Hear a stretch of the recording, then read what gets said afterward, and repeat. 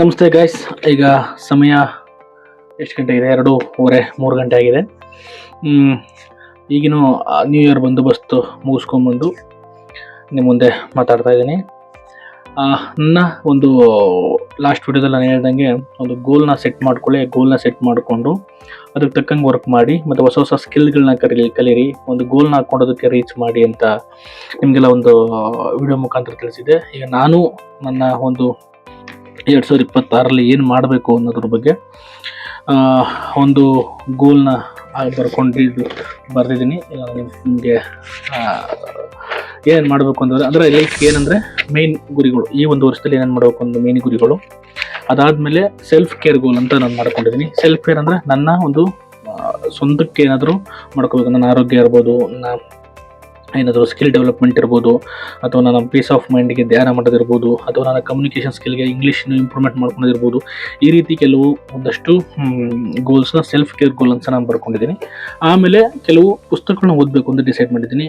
ಒಳ್ಳೆ ಯಾವುದಾದ್ರೂ ಅಂದರೆ ಎಲ್ಲ ಥರದ್ದು, ಇವನ್ ಎಕನಾಮಿಕ್ ರಿಲೇಟೆಡು, ಮತ್ತು ಸೈಕಾಲಜಿಕಲ್ ರಿಲೇಟೆಡು, ಮತ್ತು ಇನ್ನು ಪೊಲಿಟಿಕಲ್ ರಿಲೇಟೆಡು, ಮತ್ತು ನಾನು ತಿಳ್ಕೋಬೇಕು ಅನ್ನೋ ಒಂದು ಆ ಥರದ ಪುಸ್ತಕಗಳು, ಅದನ್ನು ಓದಬೇಕು ಅಂತ ಒಂದಷ್ಟು ಪುಸ್ತಕಗಳನ್ನ ಲಿಸ್ಟ್ ಮಾಡ್ಕೊಂಡಿದ್ದೀನಿ. ಆಮೇಲೆ ಕೆಲವು ಸ್ಕಿಲ್ಸ್ನ ಕಲಿಬೇಕು ಅಂತ ಹೇಳಿದ್ಮೇಲೆ ಯಾವ ಸ್ಕಿಲ್ಸ್ ಕಲಿಬೇಕು ನಾನು ಅದನ್ನು ಒಂದಷ್ಟು ಲಿಸ್ಟ್ ಮಾಡ್ಕೊಂಡಿದ್ದೀನಿ. ಈ ವರ್ಷದಲ್ಲಿ ನಾನು ಆ ಸ್ಕಿಲ್ಸ್ನ ಕಲಿಬೇಕು. ಮತ್ತು ಕೆಲವು ಪ್ಲೇಸಸ್ನ ನೋಡಬೇಕು ಅಂತ ಡಿಸೈಡ್ ಮಾಡಿದ್ದೀನಿ. ಯಾವ ಪ್ಲೇಸಸ್ಗಳು ಅಂತ ಬರ್ಕೊಂಡಿದ್ದೀನಿ. ಇಷ್ಟು ನಾನು ಈ ವರ್ಷದಲ್ಲಿ ಏನೇನು ಮಾಡಬೇಕು ಅನ್ನೋದನ್ನ ಈ ಒಂದು ಡೈರಿನಲ್ಲಿ ಮೆನ್ಷನ್ ಮಾಡ್ಕೊಂಡಿದ್ದೀನಿ. ಆಮೇಲೆ ಅದನ್ನು ಪ್ರತಿ ದಿನ ನಾನು ಡೈರಿ ಬರೀತಾ ಇವತ್ತೇನೇನು ಮಾಡಬೇಕು ಅನ್ನೋದ್ರ ಬಗ್ಗೆ ಬರ್ಕೊತೀನಿ. ಮತ್ತು ಅದರಲ್ಲಿ ಯಾವುದದು ಟಿಕ್ ಆಗಿದೆ, ಯಾವುದಿದು ನಾನು ಫುಲ್ಫಿಲ್ ಮಾಡಿದ್ದೀನಿ ಅಂತ ನೋಡ್ತೀನಿ. ಯಾಕೆಂದರೆ ಈ ಥರ ಬರ್ಕೊಂಡಿರೋದು ಏನಾಗುತ್ತೆ, ಪ್ರತಿನಿತ್ಯ ನೋಡ್ತಾ ಇರೋದ್ರಿಂದ ನಮಗೆ ಒಂದು ಅಲಾರಾಮ್ ಇರುತ್ತೆ. ಅಂದರೆ ಸೈಕಲಾಜಿಕಲ್ ಅಲಾರಾಮ್. ನಾನು ಇದನ್ನು ಅವತ್ತು ಡಿಸೈಡ್ ಮಾಡಿದ್ದೆ. ಇದನ್ನು ಸಾಧ್ಯವಾದರೆ ನೀವು ಬರೆದಿಟ್ಕೊಂಡು ನಿಮ್ಮ ಮನೆಗೆ ಓದ್ತಿರ್ತಿರಲ್ಲ ಅದ್ರ ಮೇಲೆ ಹಾಕ್ಕೊಳ್ಳಿ. ತುಂಬ ಅದು ಡೈಲಿ ನೋಡ್ತಾ ಇದ್ದಾರೆ ನಿಮಗೆ ಅನಿಸುತ್ತೆ. ಬಟ್ ಇದನ್ನು ಯಾರ ಹತ್ರ ಹೇಳ್ಕೊಳೋ ಅವಶ್ಯಕತೆ ಇಲ್ಲ, ಬಟ್ ನಿಮಗೆ ಗೊತ್ತಿದ್ರೆ ಸಾಕು. ಬಟ್ ನಾನು ನಿಮ್ಮ ಹುಡುಗರಿಗೆ ಗೊತ್ತಾಗಲಿ, ಒಂದು ಗೋಲ್ನ ಸೆಟ್ ಮಾಡ್ಕೊಳ್ಳಿ ಅನ್ನೋ ಒಂದು ಉದ್ದೇಶಕ್ಕೋಸ್ಕರ ನಾನು ನಿಮಗೆ ಹೇಳ್ತಾ ಇದ್ದೀನಿ.